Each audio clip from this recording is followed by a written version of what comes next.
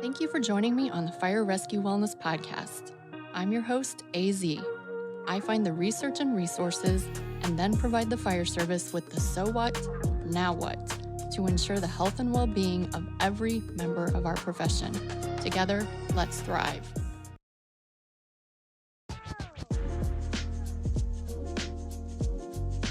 Hey, it's AZ with the Fire Rescue Wellness Podcast. This is episode 158, and today you're going to get to hear from Taylor Goodman.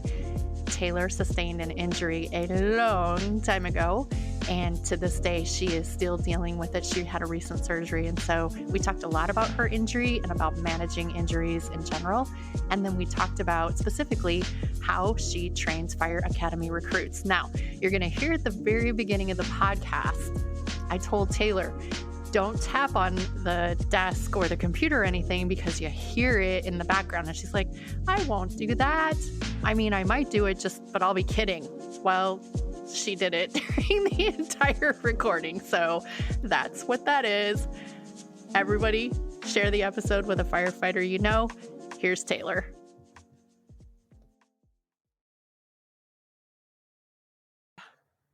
Okay, I won't make any obnoxious noise. I mean, I might, but it'll just be as a joke.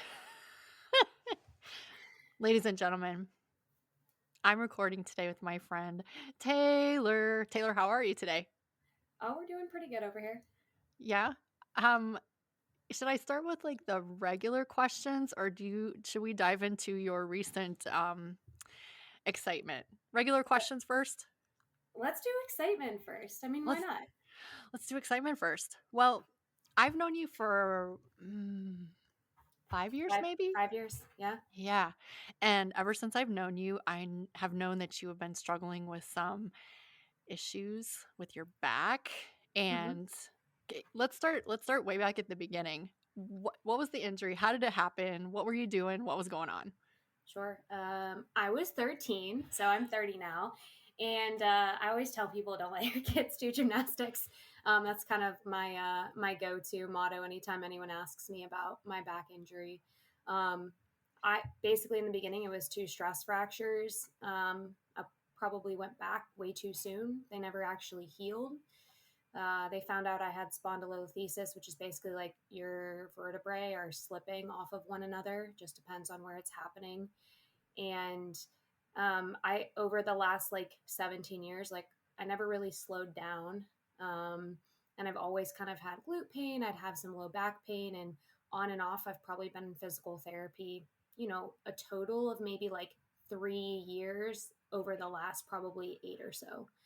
And ultimately 3 years ago, I ended up in maybe 4 now. Oh, it is 2025. In 2021, I ended up in the ER because I couldn't walk. I couldn't put weight into my left leg. And I was convinced I was having a blood clot. Like my calf felt really swollen, really hot. And we get to the hospital and she's like, it's severe nerve pain. And I was like, no, it's not. Right. And sends me home with some ibuprofen. And we go down this path and I get an MRI and it shows pretty much degeneration in my entire lumbar spine, a herniation, the spondy that we saw, bone spurs, a number of things. And of course, first doctor I went to was like, we're going to spinal fusion you. And I was like, I'm 27 years old. Like, I don't think so. And I went back and I did about 3 months of physical therapy. And we kind of figured out like what the aggravating factors are. And so from like then on out, we got the inflammatory cycle down. And so for 3 years, I was kind of like modifying activity. I probably haven't touched a barbell in about that amount of time, just like anything that is like compression on my spine just like was not good, didn't feel good. I stopped running, I stopped rucking as much, and picked up swimming and biking, which felt good, but did some yard work last March and pretty much was inflamed that entire year. And despite physical therapy, rounds of steroids, I got an epidural that failed miserably sometime, I think October of last year. And, I did all of the things. I did all the things you're supposed to do. I rested. I did my physical therapy religiously. Like I have access to a gym every day. I was walking. I wasn't doing impact stuff. And I just couldn't get out of the inflammatory cycle. And both my pain management doctor was like, we can't justify another epidural with the bad reaction you had.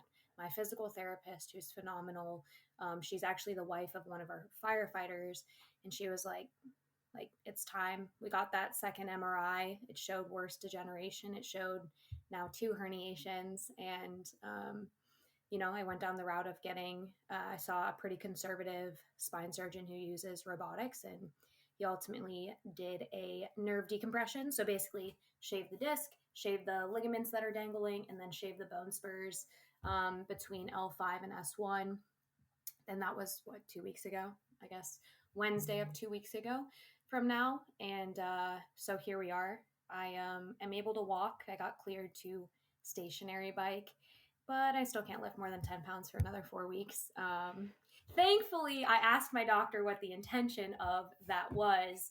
And he was like, so it's like this. When you shave a herniation, there's no way to like close it up. It's an open wound essentially in your body. And you have to wait until like things settle. And I was like, all right, good thing you told me that, because the strength coach in me would have 100% wanted to push that. But basically zone 2 cardio for the next 4 weeks. That's where we're at. I was incredibly surprised to see you out. I don't know if you were grocery shopping or whatever you were doing with Megan Louts, like day of or second day after, something like that. I think it was the Monday after my surgery, and I've got to be honest, like I was being in the car even for 20 minutes was pretty rough. Like sitting at the restaurant, like for an hour that we were there, like I definitely stood up and had some back spasms. Like I learned some lessons that first week. There's a reason they don't let you drive and stuff like that. I obviously wasn't doing that while I was on any meds or anything, but it's hard to slow down when you're like, oh, I can walk. It feels like you can do anything, and that is definitely not the case. And so I had to take it easy for a few days, but I feel like I'm on the other side of it. And aside from like obvious, like I can't really like push up against anything. Like I can feel the like skin around the incision, which is less than an inch, which is pretty wild, but it just like feels like almost like sticky underneath, which I'm guessing is scar tissue building up, I'm going to assume. But yeah, like anything that pushes my heart rate up, anything that's even like, I haven't really even tried to do anything, but I had to pull my garbage can to the curb today, and I was like, oh, that was a little questionable. So trying not to push it, trying to listen to my body. Definitely took some, I say take some L's, but really just like there were a few days where I was like, well, we're not going to hit those 8 or 10,000 steps today. And that's okay, because I don't want to push this down the road further. Go all the way back to the point where you said you would never recommend gymnastics for children. Just kind of elaborate on that. So a lot of there's a lot of gymnastics facilities, but they will let like 17-year-olds be gymnastics coaches. And it's just like at 17, as knowledgeable as I was, I knew that there were things that were wrong. Like I remember I was 16 and I was going up against like our 18-year-old coach. And I was just like, these are not good conversations to be having. This is pushing us too much. Like there's not enough rest. But the concept of like too much volume is not taught in that sport. And you're so young that like you love it. You like tumbling is fun. Like you don't even think about how scary it is to do a back handspring on a beam. Like if floor is your favorite event and there's open gym, like a lot of coaches, they'll just let you go and go and go. And no one ever told me or any of my like teammates to stop and slow down. And I had one really great head coach, and I think she kind of got it, but obviously like the head coach isn't always there either.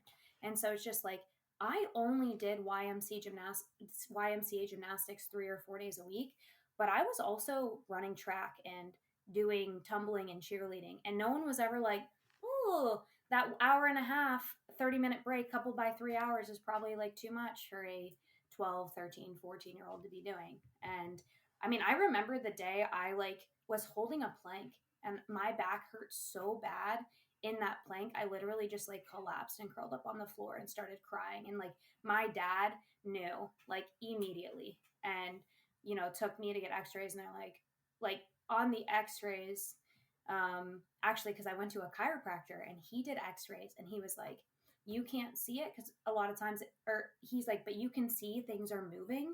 And he's like, you need to basically get an MRI. And even my MRI 3 years ago showed scar tissue around those two stress fractures from when I was 13.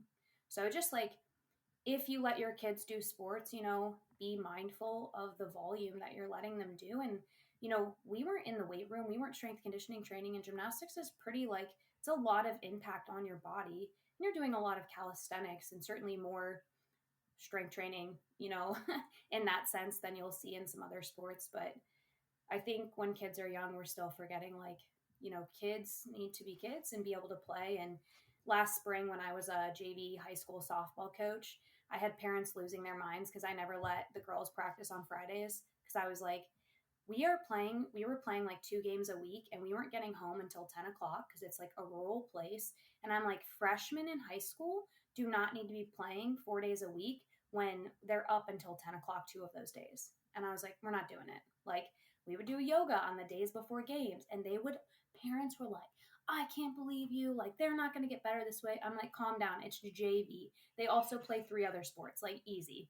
And like, I have no problem going to bat, but I think like, we're still lacking like education in the middle school, like high school coaching space. And I think it's getting better, but we're still behind.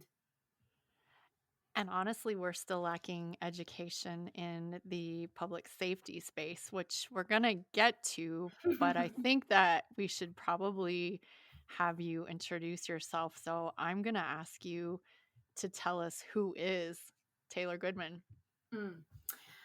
I am a small but mighty lover of people and adventure. And I think those things perfectly kind of encapsulate how I live my life. How small? I am 4'11", and one day if I ever have to get a spinal fusion, I'm sure that'll take some height off of me.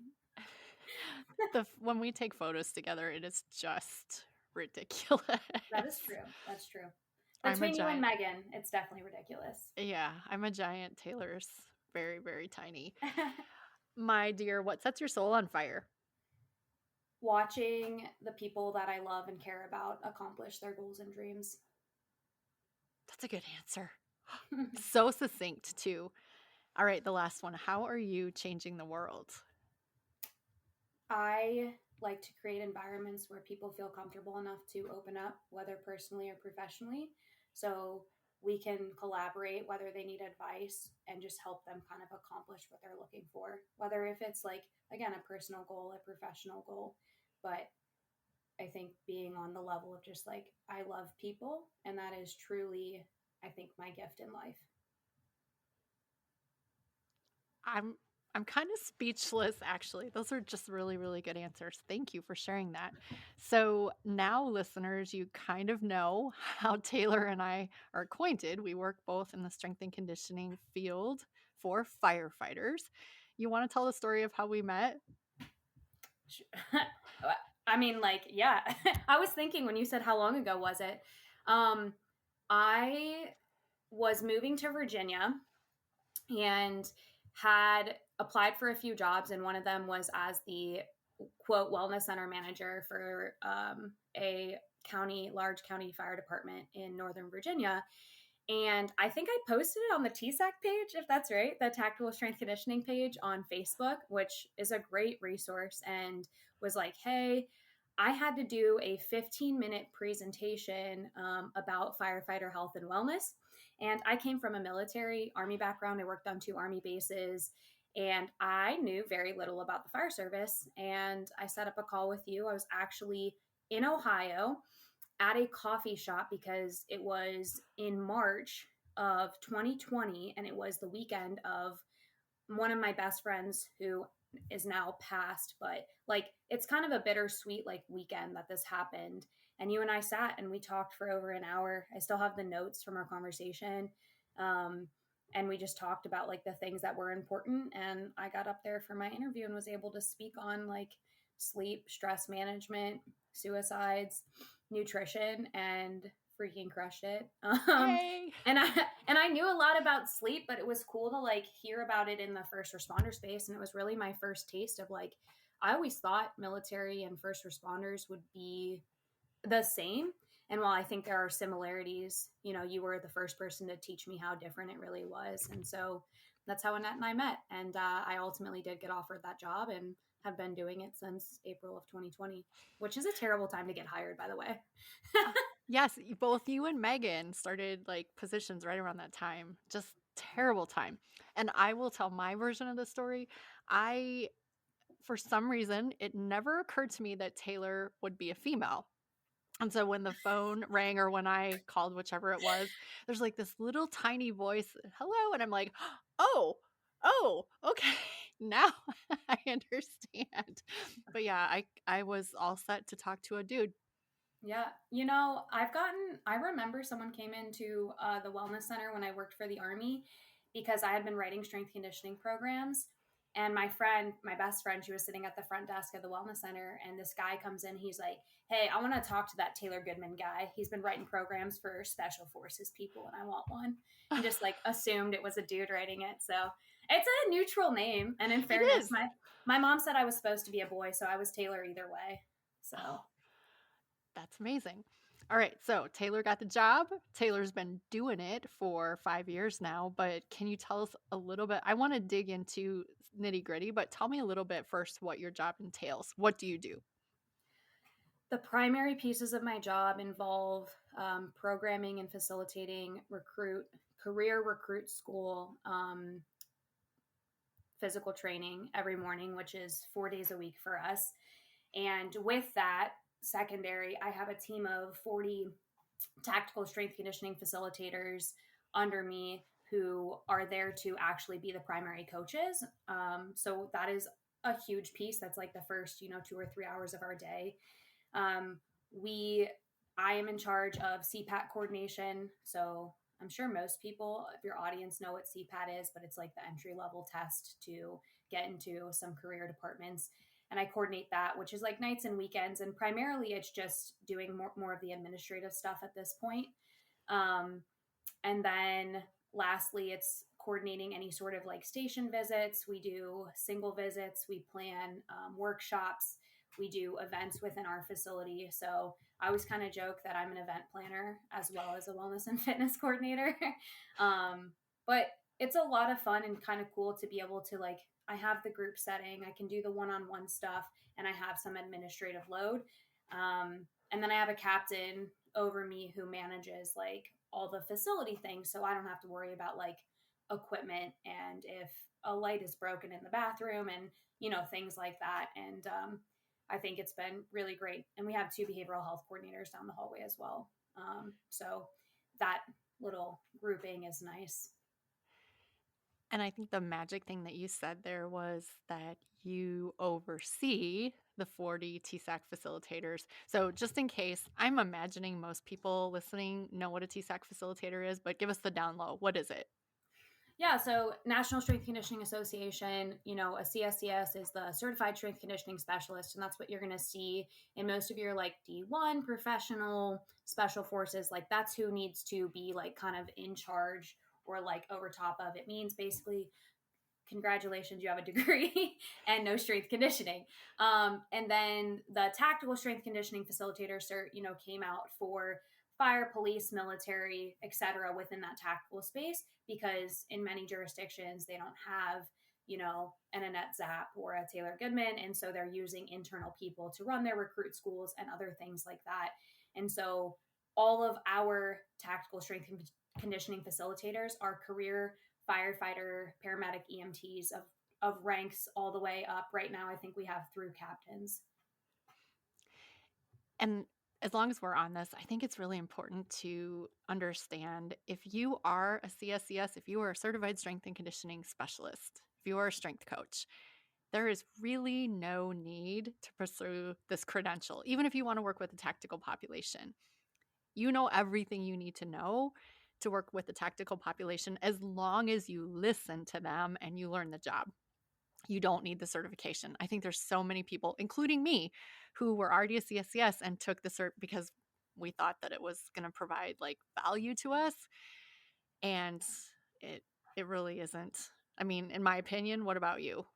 So I took the cert because I knew we were going to be putting our people through it. Yeah, so that I makes wanted sense. to know everything that there was about it because otherwise I wasn't going to be able to like speak to it. Like hey guys, like there is stuff about, police and other like other things, and like you should know an overview, but understand like there's very few questions that are specific. It's more about like the TSAC test and the CSCS were very similar with a couple of questions that were specific about each of the pieces, military, police, fire, that they talk about. So yeah, that would be my only thing. Is it is good if you're going to have TSACs under you, because then they're going to be looking to you. If you don't run like a course to help them study, like we do our own kind of in-house reviews. And if I hadn't taken it or didn't have the book or whatever, like I might be a little lost in helping them with some of the specifics. That's actually a really good point. I never thought about that before. So that is a good point. Point well taken. Okay, so you mentioned when you were talking about gymnastics, you mentioned that there wasn't a lot of oversight in terms of volume. So you were just super, super high volume. And then there really wasn't much in terms of strength and conditioning. And if I read between the lines correctly, I think that maybe contributed to your injury. And so I also think that that happens in the fire service.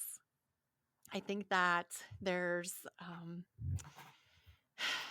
not sometimes enough knowledge applied to getting finger quotes fit for the fire service. So I would like to open up the mic to you and just have you spew your thoughts about strength and conditioning for firefighters.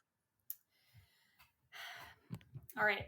So we implemented the CPAT 3 years ago. And that went from like, so CPAT, it's like 8-12 week, however long your process is.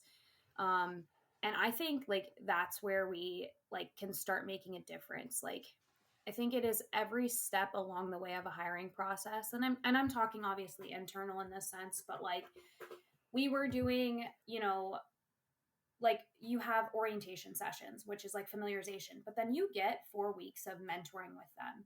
And mentoring is like, yes, letting them touch the equipment, but as the CPAT is written, you can kind of make mentoring what you want it to be. And as we were having conversations with our coaches, I was like, let's do workouts where we start day one. This is what a proper warm up looks like. This is how you can, like, day one, week one is here's a warm up. Here's a workout that's fully body weight that you could do at home, right? And then here is a cool down. And when I say cool down, we mostly do like mobility cool downs because they are going to then get up and go put equipment on.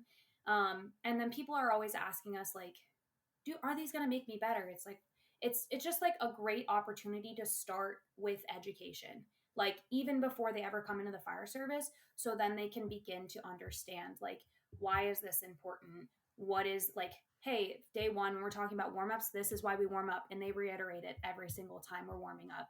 Hey, week one, easy workout. Week two, a little bit harder, maybe with just a kettlebell. Week three, maybe with grip strength focus. Week four is more like occupational focus. And again, every week it is about education. I think the earlier you can educate the people coming into the fire service, the better off you're going to be. So while internally that's what we can do, you can also start pointing people in the direction of resources. So one of the other things we do is we provide them with, this is the PT test we do in recruit school. The expectation is that you meet a 70. Now we know we don't have punitive PT testing in the fire service, but if you start in CPAT day one being like, this is the expectation, you're more likely to get people who are working to meet that. But that's not enough. Like, you can't just be like, this is the expectation, because most people still are like, yeah, but I don't know how to put a program together. So one of my coaches put an 8-week CPAT prep program that also could be an 8-week recruit school prep program before you go in day one.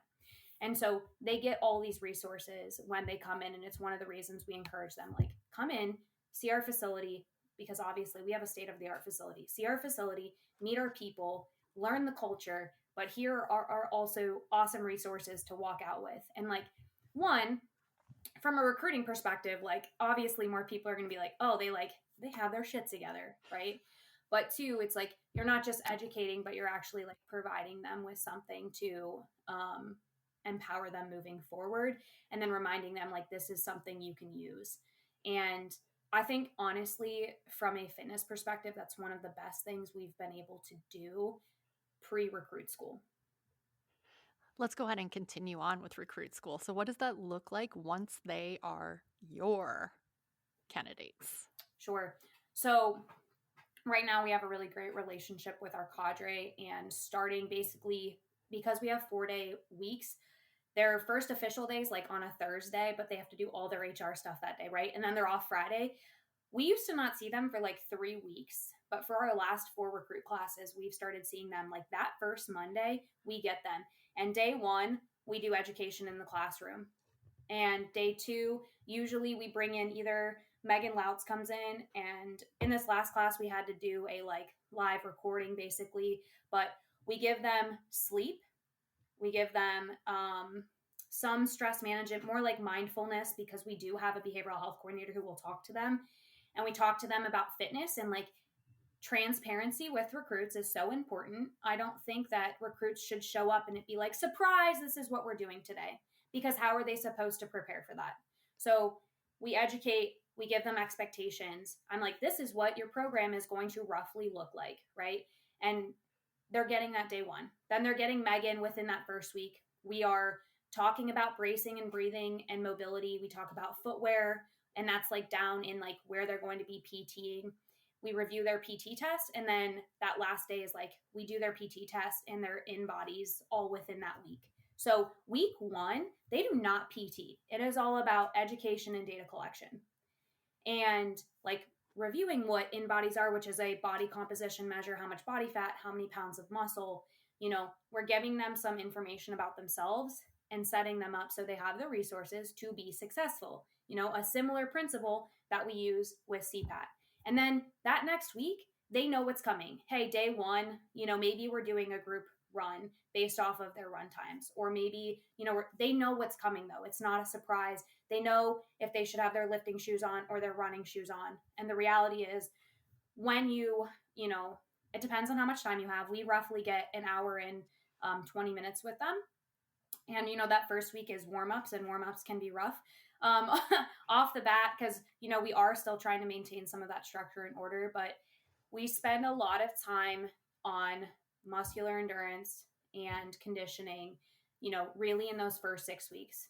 We do body weight and we slowly work our way up, but the focus early on is ensuring that they know how their bodies move, because after week 6, while we are acclimating them to gear every Thursday, we actually, a few classes ago, we got Go Rucks, and we use those because they're much more, I'm going to say ergonomically friendly than wearing SCBAs, but still gets them used to something being strapped down on their traps. And we have them do circuits in just like work gloves, not fire gloves, just work gloves. And every Thursday, like they're gear acclimating. And then they start actually being in pieces of gear, building all the way up until we get to fire school. And that was one of the asks and kind of collaborations with the cadre, because when we went from a 5 to a 4-day recruit academy, they lost a lot of that extra like PPE training time that they would normally do during EMT. And so we've collaborated on what that looks like. But when they are in quote pieces of gear, they are doing skills that directly relate to the fire ground. And it is only that first 6 weeks, they're not in any of their PPE except work gloves. And then the 6 weeks leading into fire school, we're slowly building them up to learn like heat acclimation. We do a really cool thing. I can't take credit for it, but it's called Build a Firefighter. And like, I'm sure a lot of places do it, but it's like putting on one piece of gear at a time. And I think one of the things that is really great about that is like, so you go up and down the tower and you do 10 thrusters and go up and down the tower with dumbbells, just with dumbbells, because it is like triple extension. You get to see like knees, ankles, hips, right? Shoulders. And then you put on pants and boots, and then you're like, all right, now see how those thrusters feel with your loss of mobility, right? And then they put on like radio straps and jackets. I don't remember the exact order, but every time they're putting something on, I'm like, I want you to notice how your shoulder mobility just got jacked up from putting this piece on. Oh, now you have an SCBA on. How's that going for you? And it's like, again, an opportunity to bring back some of that education of like, we've talked about mobility. We've talked about how gear restricts your mobility, and now you get to feel it.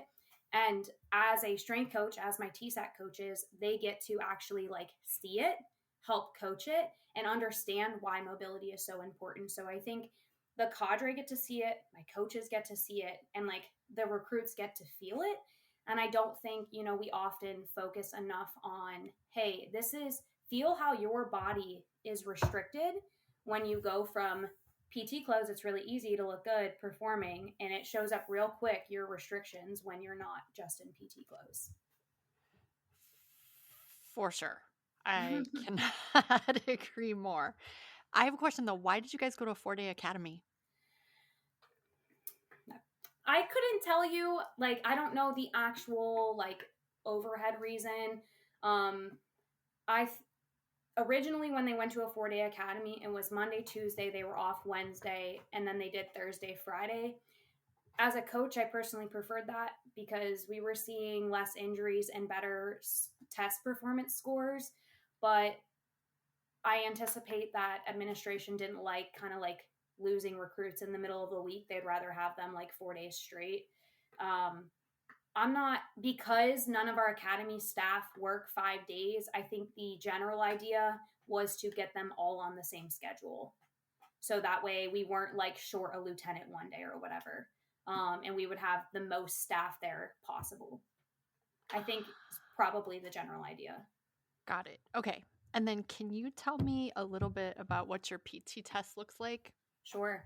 So we use a modified Army combat fitness test. Coming from the Army setting, seeing that it was at least a well-studied test, it was a pretty easy thing to transition to because all they were doing was, push-ups, sit-ups, a sit and reach, and pull-ups, and then they did a 1.5 mile run. And I was like, if we switch to this thing, then we have a strength measure, a power measure, we get anaerobic capacity, which I think is really important as a strength conditioning coach to be able to see like where that's at, to see if like they're lacking it, because that's really like your first, 1.5, 3 minutes on a fire ground, right, is that piece. And so you can see really easily like if people are crumbling under that. So it's a 3-rep max trap bar deadlift. We do a vertical jump. It's not scored, but it does give us an indicator it's a good indicator of overall fitness, but also you can use it to see neuromuscular fatigue, and it generally drops off when we do it in the middle of fire school. So it's kind of just like a cool number for different reasons. You can see we do hand release push-ups, we do the sprint drag carry, which is a pretty decent, given like I haven't seen a lot of anaerobic capacity tests that are kind of relatable to what we do. And like being under load, doing farmer's carries, like you can see if they're going to crumble under load or not, because at the end of that 1.5 minutes, are their legs giving out, trying to finish across the line. And then we do leg tucks, which I'm sure leg tuck nation. We still do those. And again, because the PT test isn't punitive, we don't have this obligation to like go away from it like the Army did. And I really like it because, again, as a coach, being able to be like, is someone restricted because of their shoulder from the half pull-up motion? Is someone restricted in their core because they're not strong enough? Is it a weight issue? Like, are they just too heavy for their level of strength? Or do they not have the hip mobility to get their hips up? And you can kind of like, it's a really cool movement that we don't really see in any other space. So we do that as like our upper body strength measure, and then they still run the 1.5 miles at the end. And I think one of the coolest things that's come out of it is recruits get to see where their weaknesses are. And so, again, we've educated them on why we're testing them on all of these principles of fitness. And if you look at what 1583 is kind of like pushing for as far as a PT test, you're kind of hitting most of the things that they're asking for with that test. Plus, you're getting an anaerobic capacity measure. How many times are they being tested during recruit school? So if we are doing a full academy, which is 6 months, they'll do 3 times. I think when I came in, they were doing once a month, and I was like, I think we can pull back because, and we went to 4 PT tests, but I really didn't like it because your first one, you were getting in the beginning, then you were getting, 6 weeks or 8 weeks through, which was decent, but then you're hitting a PT test like the week before Mayday training. in the fire academy, and they're just like freaking fatigued, and like it was always terrible. And I was like, look, it doesn't look good, okay? Because we're not getting really a true measure of like where they're at. And I was like, also, we're programming a 12-week EMT portion, and then our fire portion looks very different. So why don't we do beginning, middle, end? Like that makes more sense to me. And that's what we push to. So they do in bodies and PT tests, beginning, middle, end. And the end one is always questionable, just depending on like, because, we have to accommodate like, oh, they had to cancel days for it was too hot or whatever. And then it gets pushed. And I remember we had to do a PT test the week after Mayday on like that Monday. And I'm like, there was no time for a deload week. And it was a terrible PT test. And it was cool though, because we got to sit with the recruits and be like, why do you guys think your numbers were bad? Like, let's have a conversation, because like it wasn't an ideal time to test, because our deload weeks or our rest weeks are usually like a day where we'll maybe like do stuff on rowers and bikes, and then mobility. We'll have a yoga day. Like we'll do one day where we're still doing, like some strength training, but we bring the intensity down. Like it's just like nothing like the rest of the week. So it can be a good opportunity to educate. And again, like PT tests aren't punitive. They're not any sort of like indicator of, ultimate indicator of how good or bad a program is. I think I think they're good data points, but you also have to look at it in the grand scheme of things. I want to talk about your data points with the in-body testing. Yes. Do you find that, well, since you're doing it 3 times, I'm going to speculate that body composition improves in the middle. So body fat goes down, probably lean muscle mass is maintained, but I'm wondering if on that 3rd test you're getting loss of lean muscle mass. So I would say it depends. I really try to look at individuals, because if you have the individuals who came in overweight, generally they lose body fat throughout. Like start to finish, they're losing body fat, especially during fire school. It just freaking plummets, right? Sometimes you do see a loss of lean tissue, but I think overall we have mostly maintained or increased muscle mass. And I really I'm trying to think, because I really only look at beginning to end. Like I have the middle data point, but like I'm not pointing on that, because it's just like, it's going to be really good, because for 12 weeks you're just an EMT. You're not going to have the injuries, you're not going to have the exhaustion, so like beginning to end, I would say the general trend still is body fat goes down, muscle mass goes up. And you have, at least in our academies, I am noticing more skinny fat. And so we are seeing a lot more people. Like we had a kid in our one academy class ago, full academy class. He gained 12 pounds of muscle throughout the academy. And I was stunned. Like I was like, how did this happen? And I go and talk to him. He's like, oh, I broke my leg 6 months before the academy. And I was like, what? Like, what? And just like, well, that makes sense. And like, also cool, you can see that consistent training. But, even thinking about some of our like best people in our last couple of classes, we have like maintained or gained muscle mass all throughout. And I think that's a really cool thing to see. Just like, it's working. Well, it is working. And so that leads me to ask you, what equipment do you have available? First, let's talk about how big are these classes? How many individuals usually? So our full academy classes are 30 to 35. Okay. I think our current one has 33 in it right now. Our last accelerated class that we had, which is only 12 weeks, which is people with prior experience, there were only 10 of them. So just like, that was pretty small though, because our last accelerated was like 25. So, okay. And we've only done 2 in the history of our department.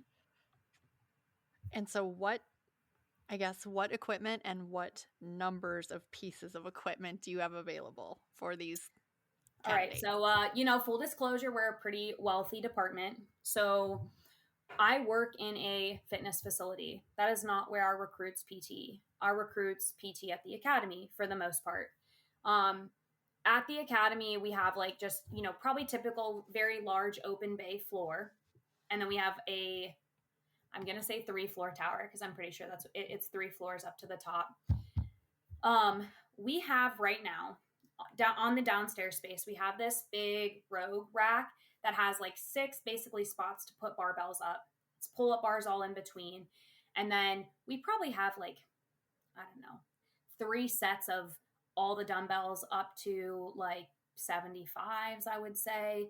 We have, I don't know, 50 kettlebells, maybe less, but they're all like 12 kilograms to, mostly 12 to 20 kilograms.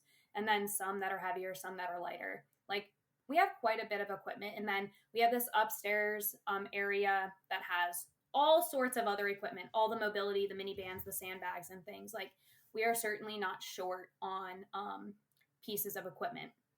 Also, come this spring, early summer, we are caught, or our academy coupled with our office, we have put together $250,000 and are completely revamping the gym. And basically we will have 10 Sornex half racks on one side of the upstairs space. And on the other side, we're going to have like 20 pieces that are mostly rowers and assault bikes. So we can condition recruits, not just by having them run or do the tower or other things, but like non-weight bearing conditioning, which will be very cool because, the longer I've been here, the more I've seen like people are coming in with shin splints. People are coming in very overweight with already existing, like my knee hurts day one, I'm limping from running. And I just, with our accelerated classes, they're generally not in as good of shape because, I know this mostly from Megan's talks, but as you go on in your career, you get in worse shape. The longer you're in the fire service, on the whole, like we're in worse shape. And so I think especially for those classes, like we spent a lot of time on the bikes in the last accelerated class because we don't need to be outside running. We don't need to be on our feet pounding the ground. And we certainly don't need to be doing that during fire school. Would you say the training age of your candidates coming in, not the accelerated class, but the regular 6-month class, what would you guess their training age is? Low, medium, high? I almost told you their average regular age, and I was like, oh, wait, she said training. I need to use my listening skills. I would say it varies from very low to very high. And there are some people in the middle, and we generally try to say we train to like the middle. And the one thing that's nice about having as much equipment as we do is, we could have our low people doing body weight squats, our medium people doing kettlebell squats, and our high people doing front squats. And it's that I think is super important and something we've really worked to integrate because early on we'd take feedback from recruits and like a lot of them is like, it's not hard enough for me, which is like, you're in a group environment, you're trying to get better at being a firefighter, but obviously we also want the best people to improve. And I think we actually finally achieved that 2 classes ago. We had our best person improve and our worst person improve, and no one in the class got any worse except one person, and he unfortunately ended up getting rhabdo and having to leave the academy. But like besides that, we've really like I think figured it out, and like we try to tweak and stuff, but it goes back to like having a plan and being organized and not just showing up and doing whatever you want that day, right? It's like we're at this point, and I had back surgery, I've been off for 2 weeks, where my team can take the things that I've written and just like implement it because we've been doing it now for a couple of classes. So I want to put some pressure on you now and say, cool, this is great. But now, Taylor, you work at an academy that has 4 pull-up bars, a couple TRXs, and sandbags. Like that is your equipment. Sure. So how do you shift your plan? Because I think that this is a situation for a lot of academies and a lot of departments out there. They just don't have anything. So how do you shift that plan, which is excellent, by the way, to fit sandbags, pull-up bars, a couple of TRXs? Sure. I think that if I was a strength coach in a department that had less equipment, I would first go in and see what they were already doing. Like, I think anytime, you're in that situation, like what's already going on. And then I would look at what you have and build a program based off of it, because no matter what you have, little, big, small, like you should be able to, and this would be a situation where you're only going to be able to do so many workouts. You're only going to be able to do so much. So why not build like, here are, there's a few things you could do, but like I would say, here are workouts we can do during the first, 6 to 8 weeks with no equipment. Because realistically, like that's what you would do. You'd be like, minimal equipment, just focus on that. And then like, okay, what is our next step up with the equipment we have available, right? And if it's like, ooh, let's use the lighter sandbags. Let's do TRX rows, but like, oh, we're doing the, less intense version of that. So feet pretty walked out for rows, right? Feet, hands pretty high for like push-ups or something like that. And then you have a set of workouts that are for like, what is a strength and power workout you can do with this stuff? And if you create muscle endurance, conditioning, like what's that intermediate strength training, and then strength and power, and let's say you have whatever amount of days, well, you can manipulate 40 workouts, let's say, is what you create over the course of the academy. And on those workouts be like, this is how you make it harder, this is how you make it easier, and then adjust as needed based off of what you have coming in. I think that is a really good strategy if you're in that position, is just have set workouts. Maybe it's 30, right? But you know how to make them easy, medium, hard. And you say like, what if I was just like consulting and I came in and someone's like, can you just help us organize this better? And I'd be like, all right, do these in the first 10 weeks, but like you only get to use easy, medium options during that time, right? And just like, it goes back to volume control and making sure you're meeting the demands of like what is actually needed during that point of the academy. Because I know some people do fire school first and some do EMT. So just like, you'd have to be integrated and know what was going on. So what I'm hearing from you is that you need to have a plan. Yeah. No matter what you have, whether it's nothing, cinder blocks, rubber bands, or a tricked out gym with assault bikes, you have to have a plan. Mm-hmm. And it always helps to have someone overseeing that plan. So Absolutely. if you are just a whole bunch of TSAC facilitators or peer fitness trainers, someone's got to be in charge. How would you talk to that department that has, 4 TSAC Fs or 4 peer fitness trainers? How do you talk to that department and tell them to put someone in charge? Yeah, I think that, if they're going to be like, well, we're only willing to do someone internal, like that's fine. Like, who's your most experienced person is kind of where I would start. Like, I think about how, like, if I had to designate a lead and we're actually moving in a direction where we're going to have like leads of different parts of our program within our TSACs, but who's the most experienced, who's the most confident, and maybe each of those 4 is in charge of a different piece of the program. Like this one oversees, but this one's really good at coaching, but this one's really good at mobility. And I think having a little bit of depth is important. It's kind of hard to convince departments to get FTEs even within their own internal piece, especially smaller departments. So I would say, every department has health and safety to some degree. I think that's the person who should ultimately be deciding who is in charge. But, that's a conversation about like, hey, this might require overtime, or hey, whatever. And like, leverage relationships. That's probably the biggest thing I've learned in the fire service, is like leverage those relationships and show them why it's important. And it doesn't always have to be data that does that. There are, some of our chiefs want to see all of the data, and some of them are like, tell me why it matters. And I think you get that probably more often than not. We have to be able to communicate that return on investment that isn't monetary. Yeah. The things we do just because we should do them for our people. Yeah, for sure. That's a good point. Well, I think, was there something that I should have asked you that I blew off and buzzed over? I don't think so. I feel like we covered my whole life, gymnastics, injuries, etc. And you're going back to work Monday. That's crazy. Yeah, well, we might have another surgery down the line, so that's going to be a whole other thing. But I also think that, sometimes with injuries, and I'm sure you can attest to this because I know you had knee surgery, correct? Yeah. Is like, I'm at this point where like I'm in an apartment by myself and spending 12 hours a week here, because until yesterday I wasn't cleared to drive.